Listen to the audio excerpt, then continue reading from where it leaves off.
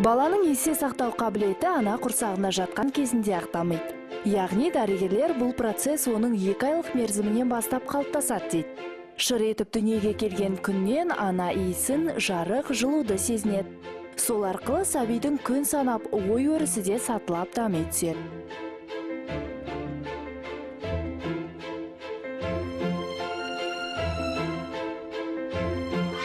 Ал кейін өсе келе бала тілінің жатық есе сақтау қабілеті күшті болу үшін педагогтар түрлі өлеңдер жаттатады. Мысалы, патриоттық туындылар баланың ерік жігерін арттырып, отан анаға деген құрметін еселейді.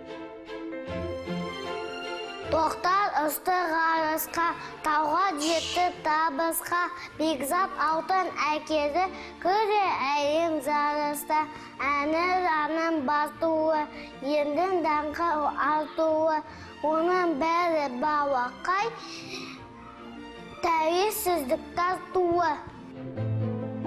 Сондай-ақ баланың шығармашылық қабілеті түрлі ертегі кейіпкерлерін сомдау арқылы да ашылады. Түлкі, түлкі, түлкісі, түнде қайда барасың?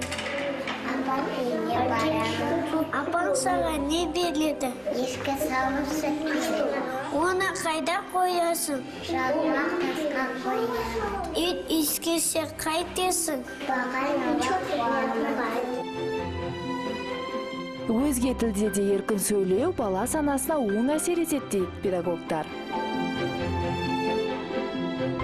Hello, I'm from Kazakhstan. I live in Astana. My name is Bota. I'm 6. I like autumn. Fall is fun. I like to run. I see the sand. Fall is fun. Жалпы бала кез келген туындыны тез қағып алады. Әсіресе өз жасына тиесілі, қызықты өлеңдерді жаттау арқылы қиялы ұшқыр болып, ордаға тез бейімделеді. 1 дегенім білім, 2 дегенім еңбек, 3 дегенім үлгі, 4 дегенім төзім, 5 дегенім бестік.